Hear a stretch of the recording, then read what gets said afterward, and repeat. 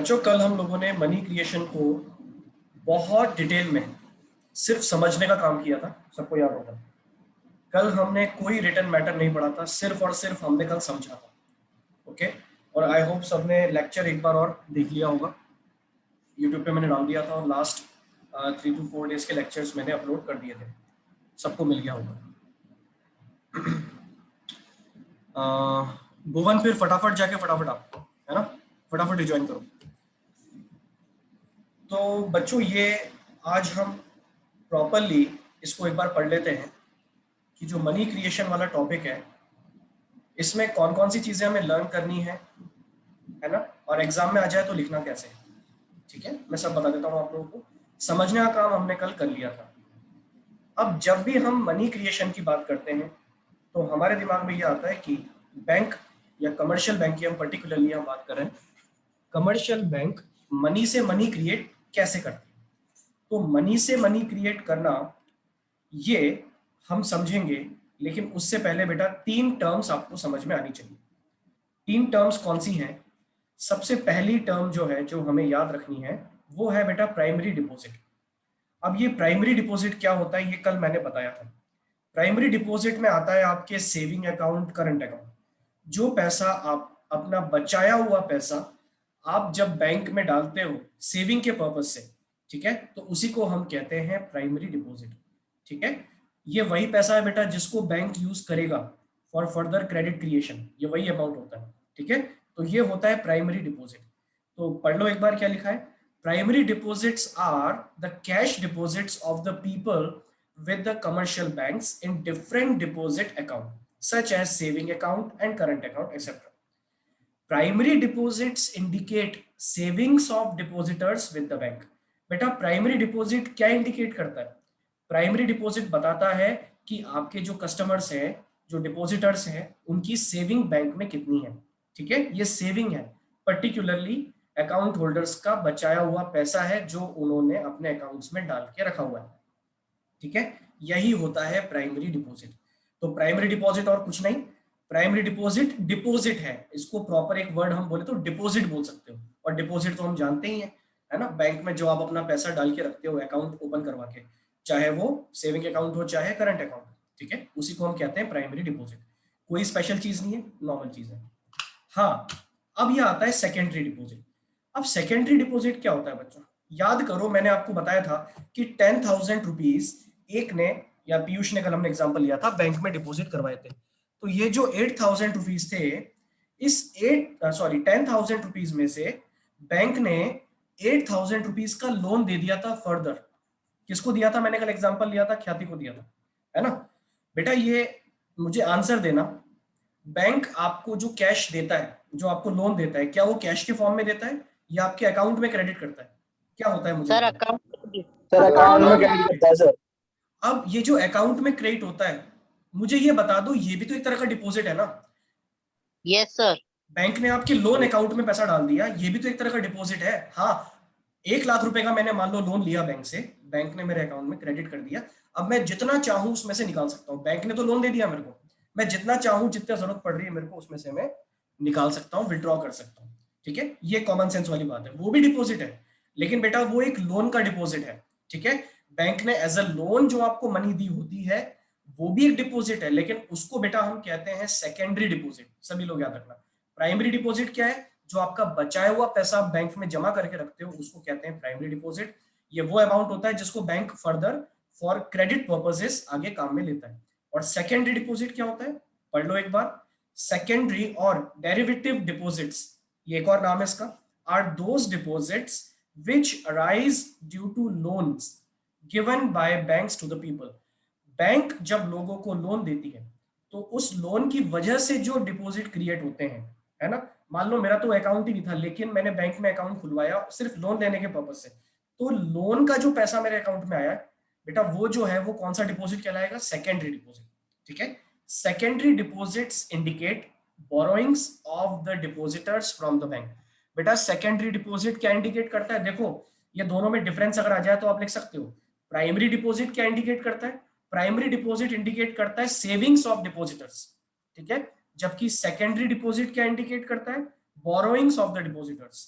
ठीक है, एक सेव किए हुए पैसे को जमा करवाना और एक उधार लेना, दोनों में बहुत बेसिक सा फर्क है। आगे पढ़ो।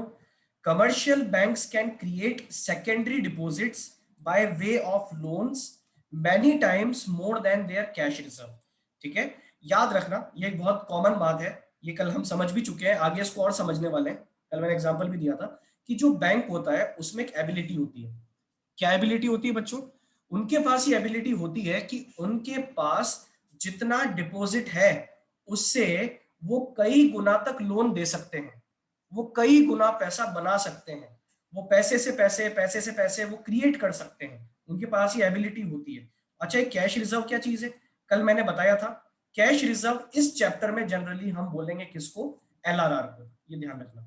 ठीक है, अगर सीआरआर की बात होगी तो वहां पे पूरा नाम बोलेंगे हम कैश रिजर्व रेशो, लेकिन कैश रिजर्व का मतलब हम यहाँ पे पूरा एलआरआर को ही समझें। ठीक है, so the secondary deposits are always more than primary deposit. और ये भी बच्चों एक बहुत इंटरेस्टिंग बात है, याद रखना कि सेकेंडरी डिपॉजिट जो होती हैं वो प्राइमरी डिपॉजिट से ज्यादा होती हैं। क्यों होती है? क्योंकि तुम खुद समझ जाओ, कल हमने एग्जांपल लिया था, सिर्फ एक डिपॉजिट हुई थी 10,000 की, बैंक ने देख लो भैया उस डिपॉजिट से कितना लोन दे दिया, पैसा बना बना के। ठीक है, तो सेकेंडरी डिपॉजिट हमेशा ज्यादा होती है प्राइमरी डिपॉजिट से। ठीक है, तो दोनों डिपॉजिट हमने पढ़ा है बच्चों, लर्न कर ले सभी लोग। प्राइमरी डिपॉजिट क्या होता है?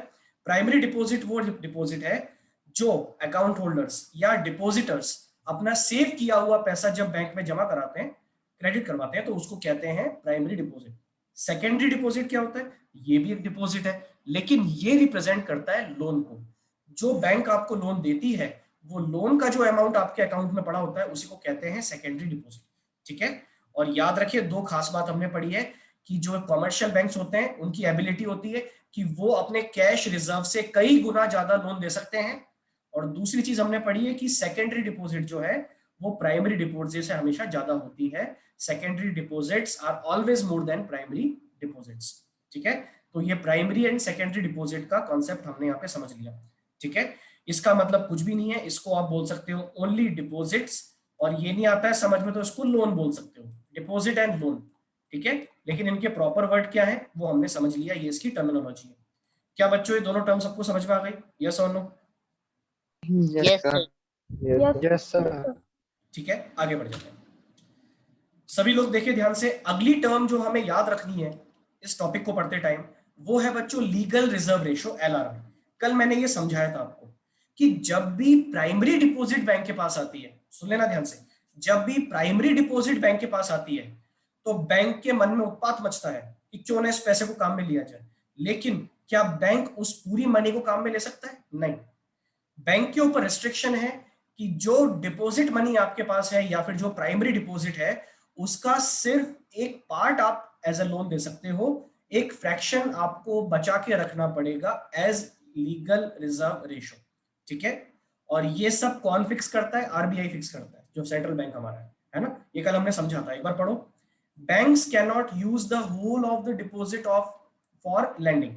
बैंक जो है वो उधार देने के लिए पूरा डिपॉजिट यूज नहीं कर सकता। अगर बैंक के पास 10,000 रुपीज डिपॉजिट हुए हैं तो बैंक को ये राइट नहीं है कि पूरा 10,000 क्या कर दे, एज अ लोन किसी को प्रोवाइड करवा दे। ये चीज गलत होगी। It is legally compulsory for banks to keep a certain minimum fraction.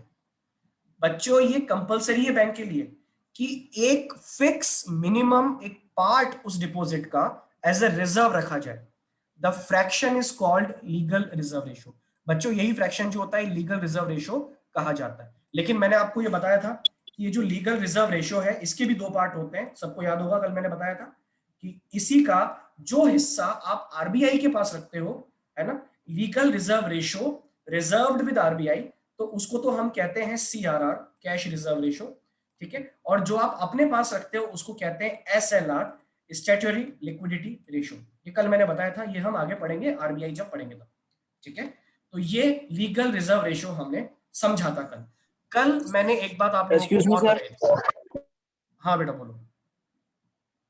Sir ये लीगल रिजर्व रेशियो आरबीआई के पास होता है ना सर? बेटा पूरा आरबीआई के पास नहीं होता, इसका एक पार्ट आरबीआई के पास होता है और एक खुद बैंक के पास होता है। ठीक है, ओके एक सर। पार्ट जो इसका है जिसको सीआरआर कहते हैं, इसी के दो पार्ट होते हैं। CRR और SLR, ठीक है। तो SLR जो होता है वो कमर्शियल बैंक के पास होता है, जो CRR होता है वो RBI के पास रखा होता है और वो बाउंडेड होता है, आप उसको यूज नहीं कर सकते हो, है ना, एक्सेप्ट फॉर स्पेसिफिक पर्पसेस जो भी स्पेसिफिकली मेंशन्ड किए गए हैं, है ना। सब पढ़ेंगे हम लोग, चिंता मत करो। और हाँ, ये LRR कौन फिक्स करता है, ये भी काम की बात है। LRR फिक्स करता है हमेशा सेंट्रल बैंक, RBI। कल तुम लोगों को याद होगा बच्चों, मैंने एक चीज आपको और बताई थी, क्या ऐसी जरूरत है कि बैंक डर करके पूरा 100% डिपॉजिट मनी का LRR रख दे? क्या 100% LRR बनाया जाना चाहिए? या फिर इमेजिन आपके पास 10,000 रुपीज डिपॉजिट हुए हैं, क्या बैंक को इतना डरना चाहिए कि इस पूरे 10,000 को ही रिजर्व करके रख लो, इसमें से लोन दो ही मत? क्या बैंक को डरना चाहिए बच्चों? कल बताया था मैंने, यस और no? No sir. No sir. नहीं। सर क्यों? No sir. इसके दो रीजन मैंने बताए थे और यही हमारा टॉपिक भी है, तो सभी लोग इसको याद भी रखना। LRR से regarding, why only fraction of deposits are kept as cash reserve? क्यों ऐसा होता है कि जो डिपॉजिट होते हैं सिर्फ उसका कुछ पार्ट ही रिजर्व के तौर पे रखा जाता है? जैसे 10,000 है तो उसमें से LRR सिर्फ 2,000 रखा। ऐसा क्यों होता है कि सिर्फ कुछ ही रखते हैं, पूरा 100% क्यों नहीं रख सकते? और क्या 100% रखने की जरूरत होती है? तो आंसर है बच्चों इसका नहीं, ठीक है। It is sufficient for banks to keep only a fraction of deposits as cash reserve, not 100%, ठीक है। याद रखना, डिपॉजिट्स का एक फ्रैक्शन बच्चों आपको एज अ रिजर्व रखना चाहिए, ना कि पूरा 100%। ऐसा क्यों हम कह रहे हैं? इसके दो रीजन होते हैं। क्यों? क्योंकि आप अकेले कस्टमर नहीं हो जो बैंक को पैसा दे रहे हो और बैंक आपके पैसे में से लोन देता है, ऐसे कई लोग हैं, पढ़ो। और एक बात और, कि जितने डिपॉजिटर हैं, हम ये मान के चलते हैं कि कभी भी सबके सब सेम टाइम पे पैसा लेके पैसा निकालने बैंक नहीं पहुंचते, ठीक है। पढ़ के देखो क्या लिखा है, all the depositors do not approach the banks for withdrawal of money at the same time and also they do not withdraw the entire amount in one go। ये ध्यान रखना, ये सब माना जाता है कि जितने डिपॉजिटर्स बैंकिंग सिस्टम में हैं वो सारे एक साथ पैसा निकालने नहीं पहुंच जाएंगे, और ना ही वो अगर पहुंच भी गए तो पूरा अमाउंट एक साथ निकालेंगे। याद रखना, अगर मान लो कोई ऐसी सिचुएशन आती है जब लोगों को पैसे की जरूरत बहुत ज्यादा पड़ रही है तो लोग जाएंगे, लेकिन उसमें लोग ऐसा नहीं करेंगे कि पूरा का पूरा डिपॉजिट अमाउंट ही एक बार में निकाल के ले आएंगे। ऐसा कभी नहीं होने वाला, ना आज तक कभी हुआ है ना कभी होगा। पूरा अमाउंट जो बैंक में डिपॉजिट है वो एक बार में जाके सारे डिपॉजिटर्स कभी नहीं निकालते हैं। तो जब आपका पूरा पैसा एक बार में जाना ही नहीं है तो भैया बैंक को टेंशन क्यों लेनी? भाई क्यों रखना आपको बचा के 100%? 100% बचाने के पीछे आपका डर क्या है? आपका डर ये है कि भाई पूरे 10,000 रुपीज मान लो अगले दिन ये पीयूष ने जमा करवाए थे, अगर ये पूरा 10,000 अगले दिन निकालने आ जाए तो क्या होगा भाई? हमारे पास होंगे नहीं। अरे क्यों चिंता करते हो? ऐसा ना कभी हो सकता ना होगा, और एक आप अकेले कस्टमर तो हो नहीं, कई सारे बैंकिंग सिस्टम में कस्टमर्स हैं, ठीक है, जिनका पैसा डिपॉजिट होगा। अरे किसी और के में से मिल जाएगा, बैंक के पास हमेशा लिक्विड होता है, आपको चिंता करने की जरूरत नहीं है, ठीक है। तो सभी लोग एक साथ कभी भी सेम टाइम बैंक से पैसा नहीं निकालते हैं और ना ही पूरा निकालते हैं, ठीक है। और दूसरा, there is a constant flow of new deposit. आप ये मत सोचो कि 10,000 पीयूष अगले दिन निकालने आ गया तो क्या होगा। अरे बेटा ये भी तो ध्यान रखो कि अगले दिन हो सकता है कि पीयूष के आने से पहले एक कस्टमर आपके पास और आ जाए, है ना। मान लो पीयूष आया 12 बजे निकालने, बैंक तो 9 बजे खुल जाते हैं। मान लो कि 10 बजे के आसपास एक कस्टमर आ गया, वो आपके पास 20,000 डिपॉजिट करवा गया, कोई बात नहीं, आपका काम हो जाएगा। There is a constant flow of new deposits into bank. Bank के पास पैसा लगातार आता रहता है, आता रहता है। तो आपको कभी भी डिपॉजिट्स का 100% रिजर्व करने की जरूरत नहीं है, for two reasons. Number one, कि सारे डिपॉजिटर कभी सेम टाइम पे सेम पूरा अमाउंट निकालने नहीं आते हैं, और दूसरा, there is constant flow of new deposit into bank. क्या LRR के रिगार्डिंग सबको समझ में आ गया जो मैंने समझाया? पूरा पेज एक बार देख लो जल्दी से, 1 मिनट दे यस रहा हूं सर। सबको मैं, किसी को प्रॉब्लम हो तो पूछ लो बेटा। No sir. नहीं है? No sir. चलो ठीक है, अब हम नो सर। टॉपिक पे आ जाते हैं। कोई कुछ बोल रहा है? कोई प्रॉब्लम बेटा किसी को? चलो नहीं होगी, आगे बढ़ते हैं बेटा। अब हम आ गए हैं प्रॉपरली, कल जो मैंने समझाया था एग्जांपल देके चार्ट बना के, उसको मैं आपको लैंग्वेज में पढ़ाने वाला हूँ। Process of money creation bye commercial banks. Commercial banks money create कैसे करते हैं उसका प्रोसेस हम लोगों को यहाँ पे पढ़ना है, ठीक है। तो प्रोसेस क्या है, स्टेप बाय स्टेप समझते हैं। कल मैंने बताया था सबसे पहले एक डिपॉजिटर आता है और वो बैंक में पैसा जमा कराता है, बैंक उसका 20% काट के अपने पास रख लेता है जिसको लीगल रिजर्व रेशियो बोलते हैं, और जो बाकी 80% है उसके लिए बैंक फ्री है कि वो एज अ लोन किसी को दे देता है।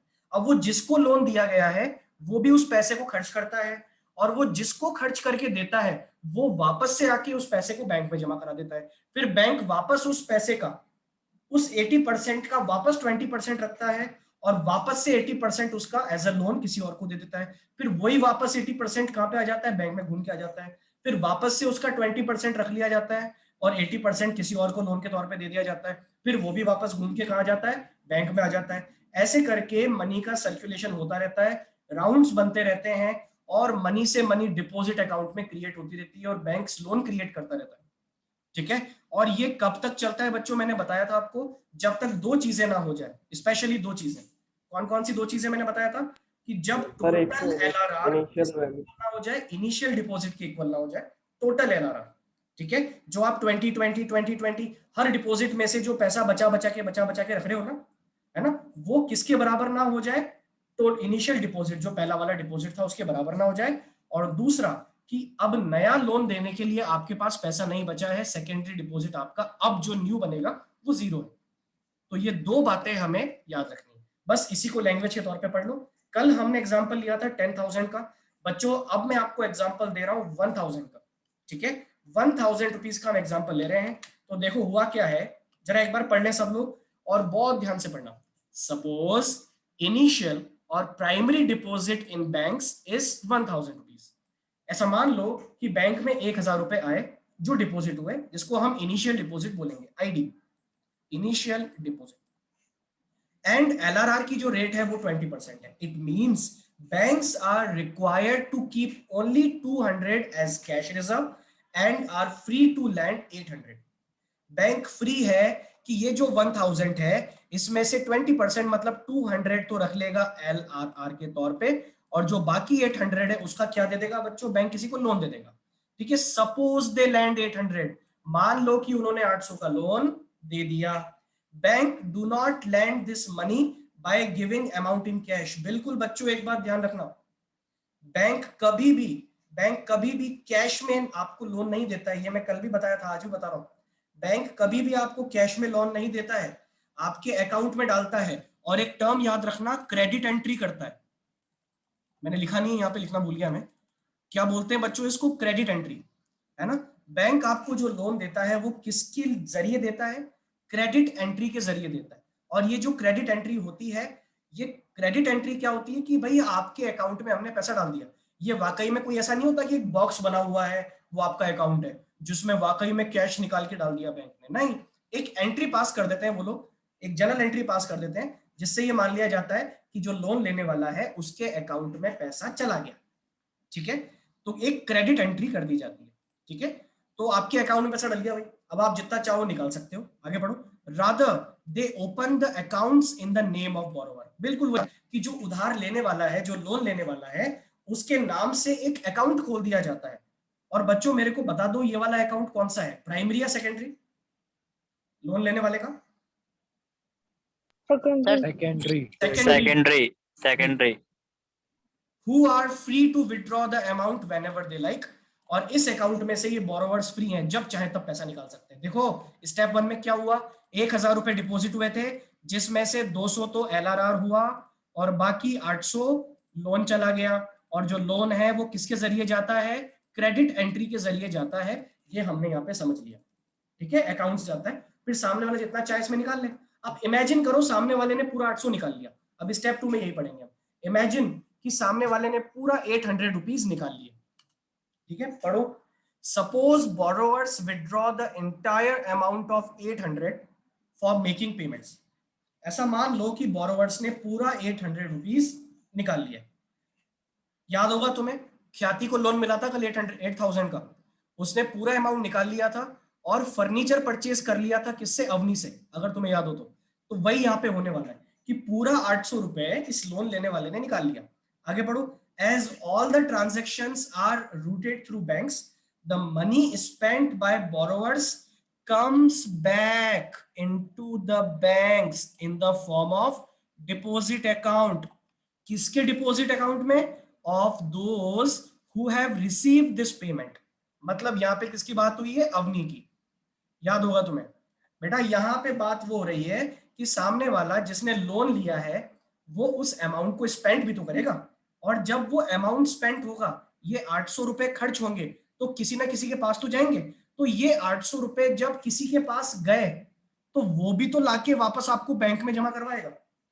तो बैंक के पास वापस से ये अमाउंट आ जाएगा 800 रुपीज, जो 80% वाला है, ये वापस से आ जाएगा घूम के राउंड में एज डिपोजिट। ठीक है, डिपॉजिट अकाउंट के तौर पे ये वापस से आपके पास आ जाएगा। ठीक है, अच्छा, इससे क्या फायदा हुआ? इससे ये फायदा हुआ कि पहले जो डिपॉजिट 1000 था उसका जो 80% आपने दिया था वापस घूम के आ गया, अभी मेरे पास 800 और हो गए। तो बच्चों अभी तक टोटल डिपॉजिट कितना हो गया मेरा? 1800 रुपीज का टोटल डिपॉजिट हो गया। क्या स्टेप 1 एंड स्टेप 2 सबको क्लियर है यहां तक? यस और no? Yes, sir. Yes, sir. Yes, sir. अब बच्चों क्या होगा? ये जो 800 रुपए का सेकंड डिपॉजिट आया है, इसका वापस से 80% तो लोन दे देंगे और 20% बचा के रख लेंगे। 20% मतलब इसका हो गया 160, ठीक है, और बाकी बचा 640। तो 640 एज अ लोन दे दिया जाएगा, है ना? तो अगली स्टेप वही है, जरा पढ़ के देखो। With new deposit of 800, banks keep 20% as cash reserves and lend the balance 640। जो 640 का 80% का जो बैलेंस है 20% रख के वो बैंक वापस से एज अ लोन दे देगा।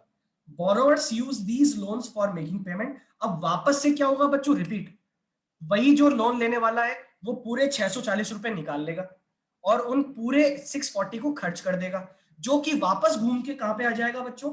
बैंक में, which again comes back into accounts of those who have received the payment. ये उनके डिपॉजिट अमाउंट में आ जाएगा, अकाउंट में आ जाएगा, जिन्होंने उस अमाउंट को रिसीव किया है, जो रिसीवर है। तो वापस से बैंक का डिपॉजिट कितना बढ़ गया भाई? 640। पहले वाले में बढ़ गया था 1000, फिर उसका 80% आपने लोन दिया 800, जो घूम के वापस आ गया, तो वापस 800 हो गया। अब इस 800 में से लोन दिया आपने 640 का, जो वापस घूम के आया और वापस 640 हो गया। अब बताओ मेरे को अभी तक टोटल डिपॉजिट कितना हो गया? अभी तक आपका टोटल डिपॉजिट हो गया 2440। यस और नो? यही हो गया बच्चों। अब ये जो प्रोसेस है, ये प्रोसेस कंटिन्यूअसली चलता रहेगा, चलता रहेगा, चलता रहेगा, और यही मैंने समझाया है स्टेप नंबर 4 में। ठीक है, पढ़ो क्या लिखा है। The deposits keep on increasing in each round bye 80% of the last round deposit. At the same time cash reserve also go on increasing. ठीक है, अच्छा हाँ, एक बात हम भूल जाते हैं बेटा कि देखो टोटल डिपॉजिट तो बढ़ रहा है, लेकिन साथ साथ वो 20% भी तो बचा रहे हो आप, तो आपका LRR जो है वो भी बढ़ता जा रहा है, उसका टोटल भी बढ़ता जा रहा है। अब मेरे को बताओ गाड़ी कहां पे आके रुकेगी? तो वही मैंने आपको बताया है, deposit creation comes to an end. बेटा ये मनी क्रिएशन की जो हाइस्ट है ये कब खत्म होगी? Deposit creation comes to an end when, जब बेटा दो काम होते हैं। कौन कौन से दो काम? नंबर 1, सभी लोग याद कर लो, रट्टा लगा लो, total LRR become equal to initial deposit. जो टोटल लीगल रिजर्व रिक्वायरमेंट्स, जो टोटल लीगल रिजर्व रेशो है, वो टोटल किसके बराबर हो जाए? स्टार्टिंग में जो आपने 1000 जमा करवाया था उसके बराबर हो जाए। चिंता मत करो, मैं टेबल भी दिखा रहा हूं तुम्हें इसकी। ठीक है, और दूसरी काम की बात कि जो न्यू सेकेंडरी डिपॉजिट है वो बिकम जीरो। जो न्यू सेकेंडरी डिपॉजिट है वो जीरो हो जाए, मतलब आप नया लोन देने के लिए अब एबल नहीं हो। ठीक है, दो काम याद कर लो, LRR किसके इक्वल हो जाए? इनिशियल डिपॉजिट के, और सेकेंडरी डिपॉजिट क्या हो जाए बच्चों? जीरो हो जाए। ओके, जरा मेरे को बताओ क्या ये सारी 4 स्टेप सबको समझ में आ गई? यस और no? All 4 steps? Yes, sir. Yes, sir. अच्छे से एकदम पक्का पक्का? Yes, sir. इसीलिए मैं 2 दिन खींचता हूँ इन चीजों को। Yes. एक दिन आएगा तुम थोड़ा सोचोगे और अगले दिन फिर अच्छे से पढ़ लोगे तो याद हो जाएगा। हाँ बोलो भाई। सर ये एंड होता है कैसे ये पता चल गया, लेकिन इसके एंड होने से क्या इफेक्ट होता है सर? ये एंड किस तरीके से होता है मतलब? बेटा एंड ये होता है कि वो जो आपने स्टार्टिंग में 1000 डिपॉजिट करवाए थे ना, अब उससे और क्रिएशन नहीं होगा मनी का, वो फाइनल आपका लास्ट है, ठीक है। हाँ, इसी तरह से और लोगों का जो पैसा है उससे डिपॉजिट होता रहेगा, उससे डिपॉजिट बनते रहेंगे, लेकिन हम एग्जांपल ले रहे थे पर्टिकुलर एक ट्रांजेक्शन का जो स्टार्टिंग में 1000 रुपीज डिपॉजिट हुए थे, इसका अब फर्दर क्रिएशन बंद हो जाए, ये इसका इंपैक्ट है, ठीक है। इसका क्रिएशन अब नहीं होगा आगे।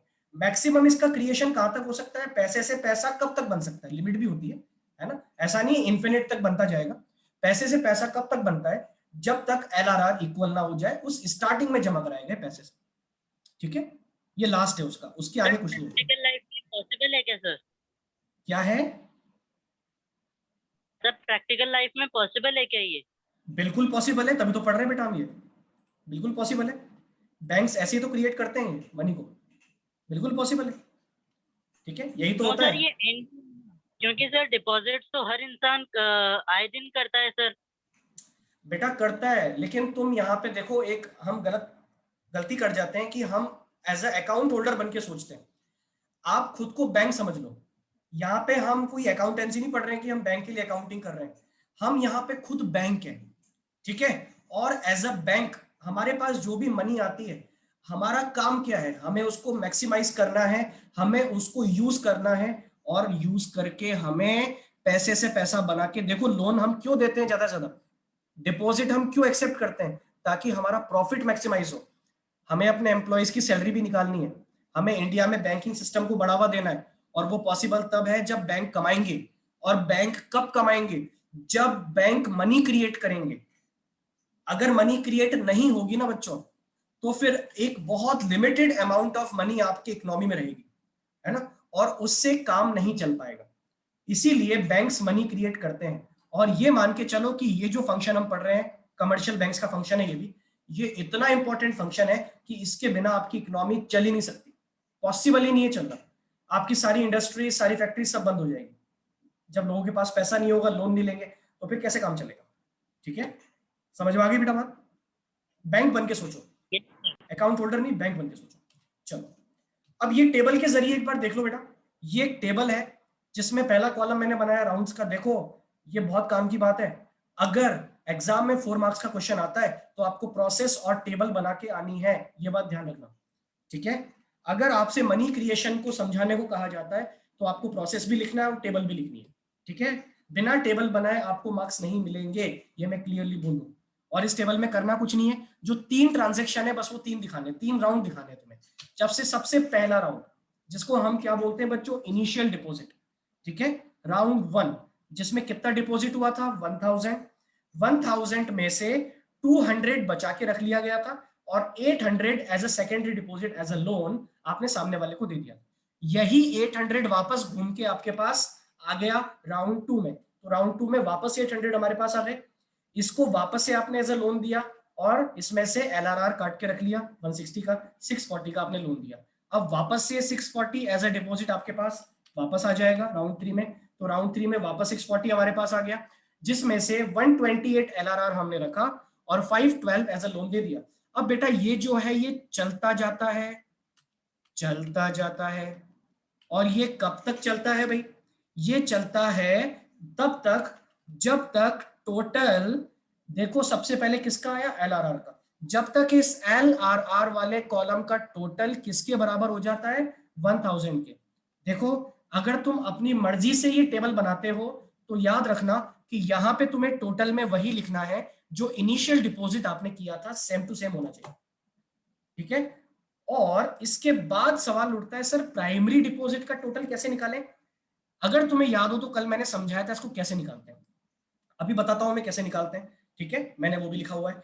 और जब आपके पास ये 2 चीजें आ जाएगी, एक बात सुन लो, ये लोन का टोटल निकालने का कोई फॉर्मूला नहीं है।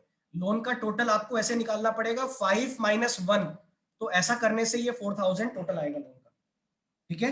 तो ये याद रखना, सबसे पहले एक का टोटल हमें पता है, LRR का टोटल हमें पता है, जो किसके बराबर हो जाता है, इनिशियल डिपॉजिट के बराबर हो जाता है, ठीक है। अब जब ये इनिशियल डिपॉजिट के बराबर हो गया और टोटल डिपॉजिट 5000 है, तो लोन आपने दे रखे होंगे 4000 के, ये हम ऑटोमेटिकली समझ जाते हैं।